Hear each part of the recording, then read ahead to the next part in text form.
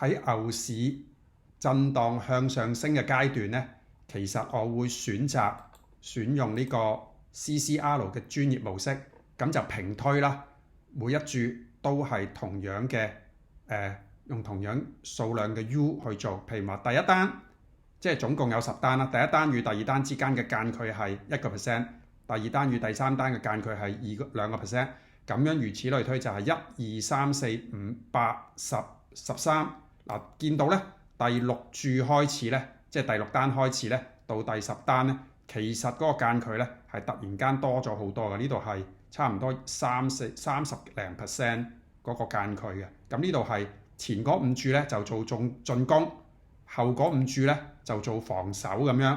咁所以咧，縱使而家譬如話呢個 ADA 啦，愛達幣啦，咁佢嘅價格我最高咧係0.8552咁樣入嘅第一單。咁而家已經補到第5單嘅啦，去到0.7468。咁如果佢再跌去到第6單咧，咁就會進入防守模式啦。咁即係話咧，其實我可以承受到由0.8552去到0.2718。咁所以咧係一個好抗跌幅嘅一個差距嚟㗎，一個間距嚟嘅，一個好大一個好抗跌，係一個好抗跌幅嘅一個間距嚟嘅。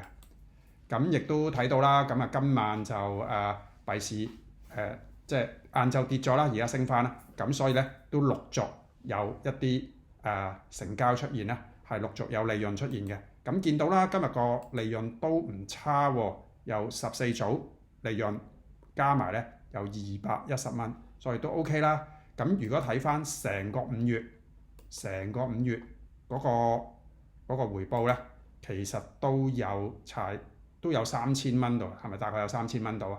咁個成本係大概係47300，咁大概係幾多 percent 咧？而家計咯喎，如果係大概3000蚊除47300，大概都有6% 喎。大家覺得 O 唔 OK 啊？咁當然啦，呢個係牛市嘅情況。如果係熊市咧，我哋就唔可以即係用呢個平推嘅啦，除非係個間距要再闊少少啦。如果係熊市咧，咁就唔可以1、2、3、4、5嘅啦，可能最少都係8至10或者係13、15咁樣落㗎啦。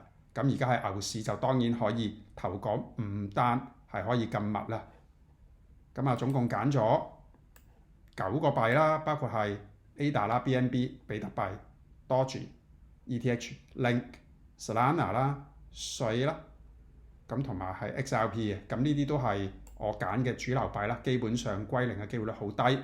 咁亦都水咧係未經歷過今次牛市嘅，所以咧特登揀佢係因為中意佢嘅爆發性。咁而家好多都補到第5單啦，呢9隻幣裡面唯得比特幣同埋 BNB 係比較硬啦。比特幣係補到第2單啫， BNB 係補到第4單。咁啊大部分都係4、5單之間去做震盪咯。所以其實我呢個設定咧係好適合一啲震盪向上嘅一啲市況嘅，特別係牛市中期，又或者係而家已經踏入5月啦。相信5、6、7、8月都會係幣市嘅比較低潮嘅時間。咁所以呢段時間主要都係震盪，所以咧咁樣去設定咧，其實都係可以每日最少都可以有幾十蚊。咁如果係震盪得勁咧，可以去到300、400蚊甚至500蚊利潤都會有嘅。好，咁啊今日分享到呢度為止。咁啊大家都希望幫手點個讚啦，支持下呢個。大家都點個讚啦，支持下呢個。好啦，咁今日分享就到呢度啦，幫手。好啦，今日分享就到呢度為止啦，希望大家都幫手點個讚，支持下量化動力教室。咁我哋下期再見，拜拜。